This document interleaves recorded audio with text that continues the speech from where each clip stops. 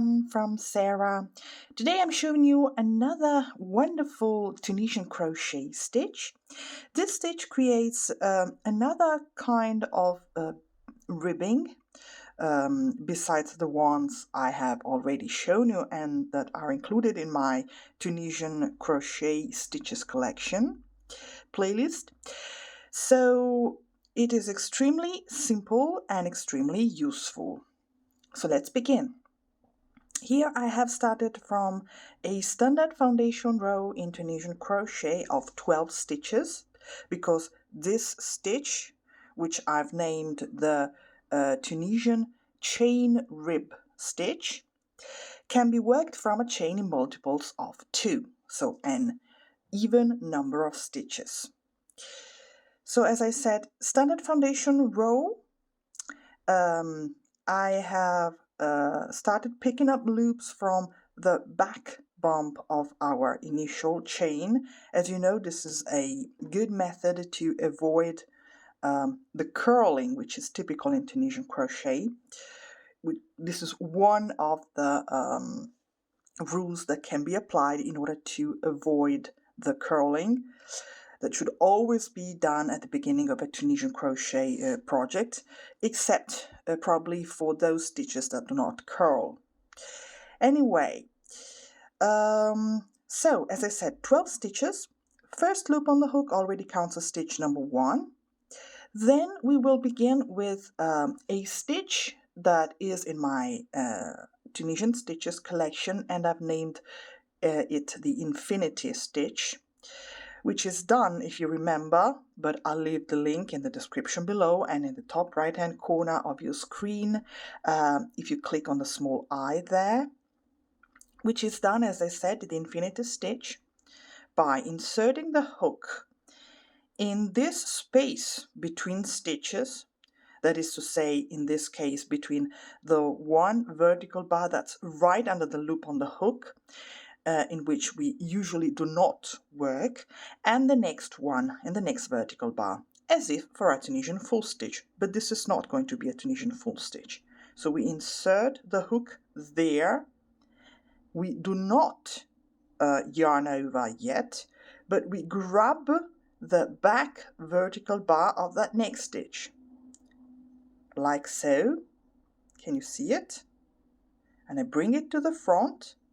And now I yarn over, pull through, and drop a loop. So this is what I've named the Infinity Stitch. So it is basically done as a Tunisian Simple Stitch, but instead of working into the front vertical bar, you are working into the back vertical bar. So next stitch is going to be very simply a Tunisian Simple Stitch. So we insert the hook from right to left under the next vertical bar, like so, yarn over, pull through, and drop another loop. And this is it. So we will just keep on repeating this pair of stitches, that is to say, Infinity Stitch plus Simple Stitch, throughout the forward pass, and as you will see, row after row. So next stitch is an Infinity Stitch. So we go back from right to left, insert the hook, grab the back vertical bar of that next stitch, bring it to the front, yarn over, pull through, and drop a loop. Next, a Simple Stitch. So this is how we will continue until the end of the forward pass. So Infinity Stitch,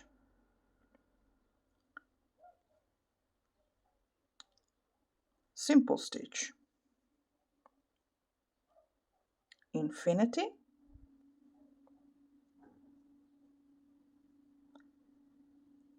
Simple Stitch, Infinity Stitch,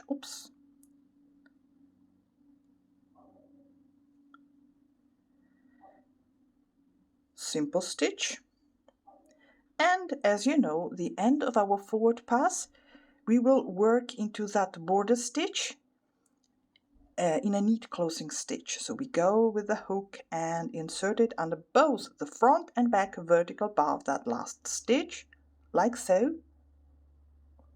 Then yarn over, pull through, and drop a loop. The return pass for the chain rib stitch is the standard one. So we yarn over, pull through one loop only first, then we yarn over again and pull through 2 loops together, yarn over, pull through 2, yarn over, pull through 2, and we repeat this second movement until the end of the row and until we're left with just 1 loop on the hook. There. And this is row 2 completed if we consider the foundation row, as I usually do, as row number 1. Okay, now we will repeat what we have done in row number 2. So we begin with an infinity stitch, followed by a simple stitch, and so on and so forth until the end of the forward pass.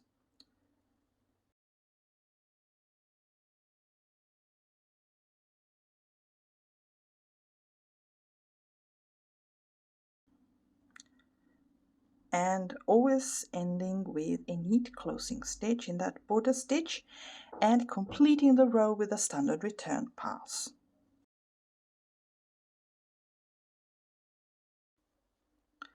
Okay, so and this is it. There is nothing else you have to do. You just need to continue working in the very same pattern until you see the beautiful ribbing evolving. Okay, this is really beautiful. So I will continue a couple of rows and then show you the texture of this beautiful stitch. So here I am. Now I've worked a couple of rows more and this is the result. Would you look at this? Here we have created these vertical lines, let's say, that do look a bit like a chain, and that's why I've called it the chain rib stitch.